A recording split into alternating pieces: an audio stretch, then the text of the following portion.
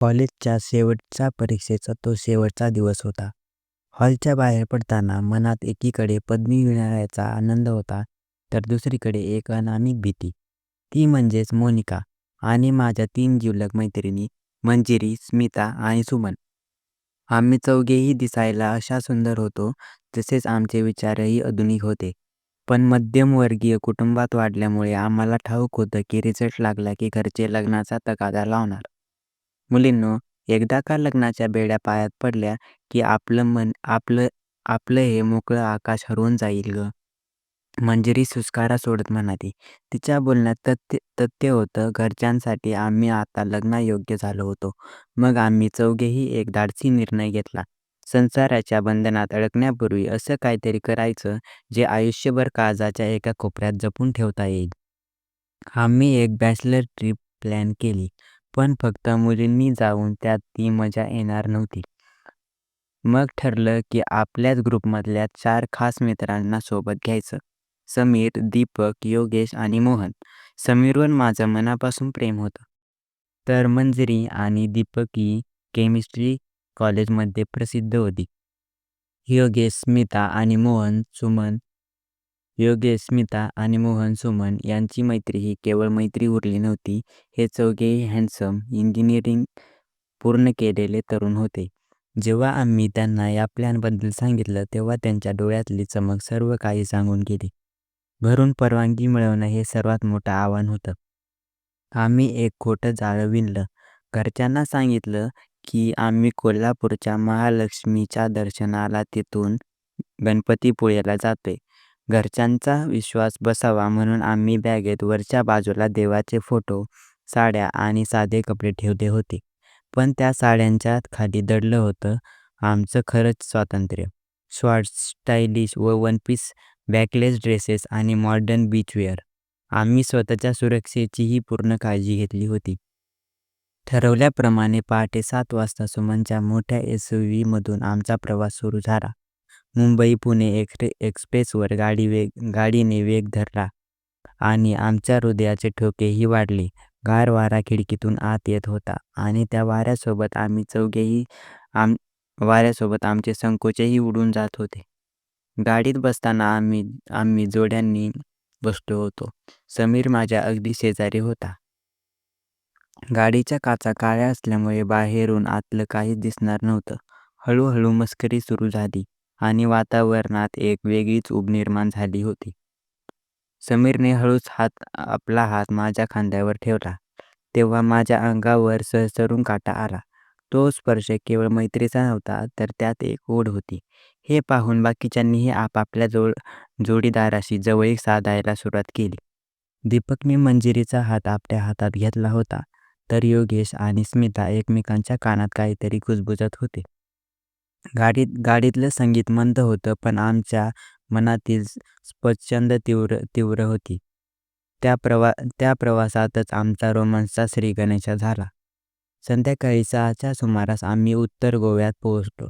आम्ही एक private villa book केला होता, जिथे एक मोठा निळाशार स्विमिंग पूल आणि एकमेकांना लागून असलेल्या रूम्स होत्या.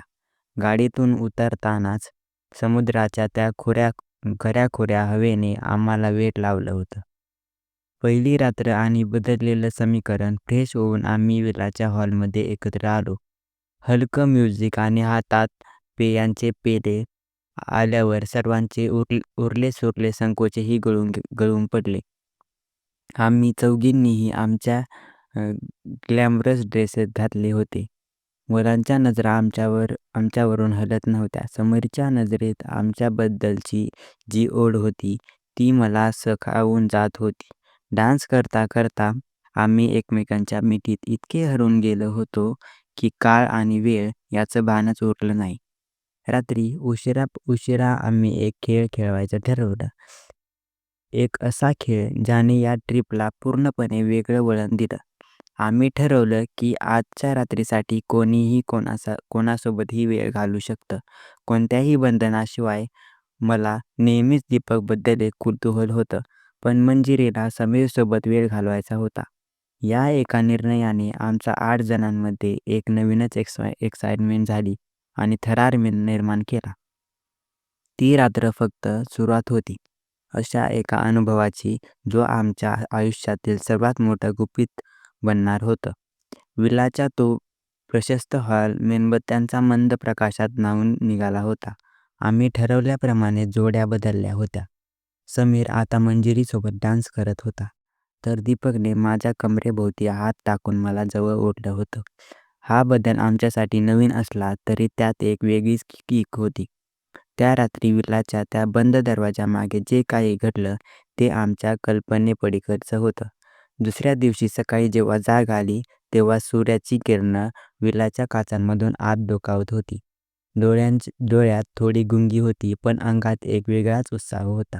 आम्ही सर्वजण घराबाहेर न पडता विलाच्या खाजगी स्विमिंग पूलमध्ये उतरायचं ठरवलं.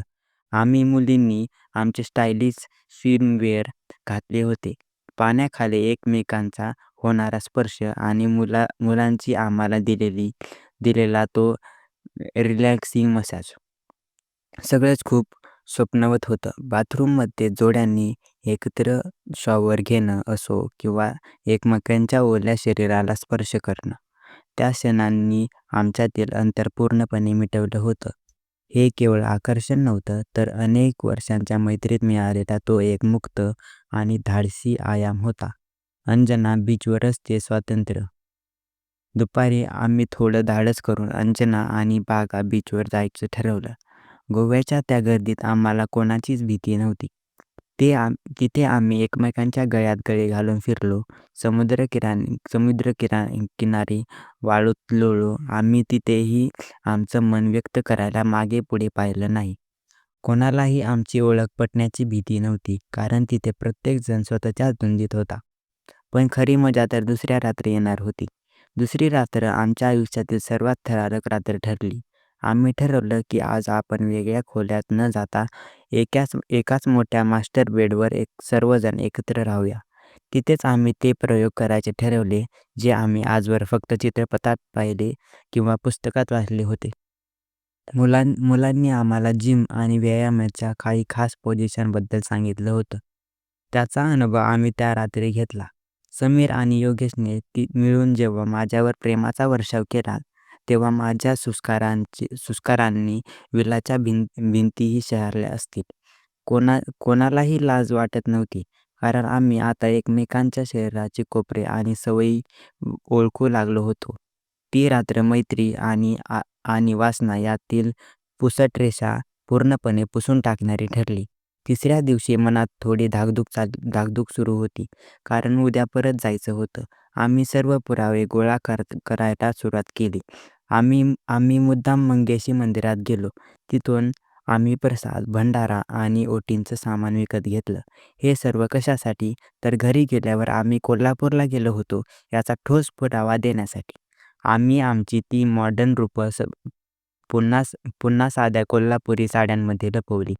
पण आमच्या शरीरावर उमटलेले ते प्रेमाचे व्रण अजूनही ताजे होते. गोव्यातील आमची ही शेवटची रात्र होती. प्रत्येकाच्या मनात एक हुरहुर दाटून आली होती की उद्या हे संपणार आहे. पुन्हा तेच बंधने, तेच घरचे टोमणे आणि लग्नाच्या विषयी सुरू होणार होते. म्हणून आम्ही ठरवलं की आजची रात्र ही नो रोज राईट असेल. म्हणजेच आजच्या रात्री कोणतेही नियम नसतील.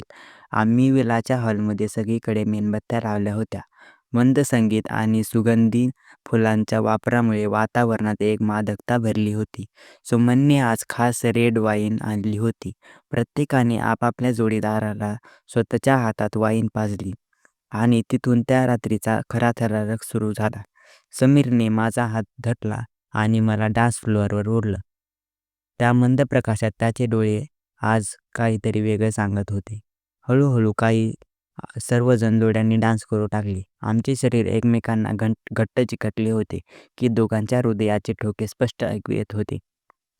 मुलांनी आज ज्यांचे शॉर्ट काढले होते, त्यांच्या त्या पिळदार शरीराचा उबदार स्पर्श आम्हाला अधिकच उत्तेजित करीत होता.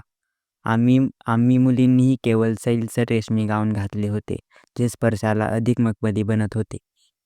रात्रीचे 12 वाजले होते आणि वातावरणातील ताण टोकाला पोहोचला.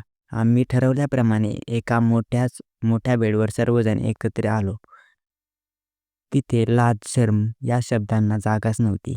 कधी मी समीरच्या मिठीत असायची, तर कधी अचानक योगेशचा हात माझ्या कंबरेला विळखा घालायचे. तो एक असा सोहळा होता जिथे फक्त श्वास, स्पर्श आणि सुस्कारे होते. मुलांनी आम्हा चौघींना मधोमध बसवून त्यांचा प्रेमाचा वर्षाव केला. कुणी आमच्या केसांशी खेळत होतं, तर कुणी पायांच्या नखापासून ते मानेपर्यंत प्रेमाच्या खुणा उमटवत होतं.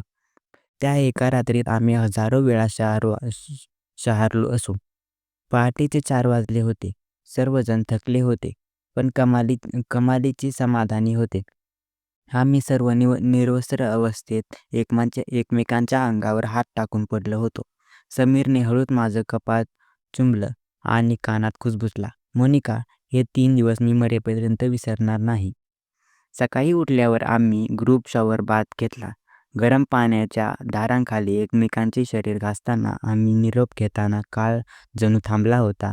आम्ही आमचे सर्व पुरावे, वापरलेली पाकिटं, गोळ्यांचे वेस्टर्न सगळं आम्ही गोव्यातच नष्ट केलं होतं. पुन्हा एकदा तेच साधे कपडे चढवले. आरशात स्वतःला पाहताना विश्वास बसत नव्हता की ही तीच मुलगी आहे जिने 3 रात्री गोव्यात धुमाकूळ घातला होता. गाडीत बसल्यावर सर्वजण शांत होते. समीरने गाडीतून उतरताना माझ्याकडे एका शेवटचा कटाक्ष टाकला. त्या नजरेत त्या 3 रात्रींच्या सर्व आठवणी होत्या.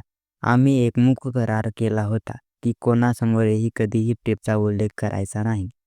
आज या गोष्टीला 5 वर्ष झाली आहेत. आम्ही चौघेही आपापल्या संसारात सुखाने आहोत. पण आजही जेव्हा कधी-कधी चौघे मित्र-मैत्रिणी एकत्र भेटतो, तेव्हा कोणालाच नकळता आमच्या नजरा एकमेकींना मिळतात. आम्हाला आठवतात त्या गोव्याच्या रात्री, तो समीरचा स्पर्श आणि तो आमचा सिक्रेट प्रवास.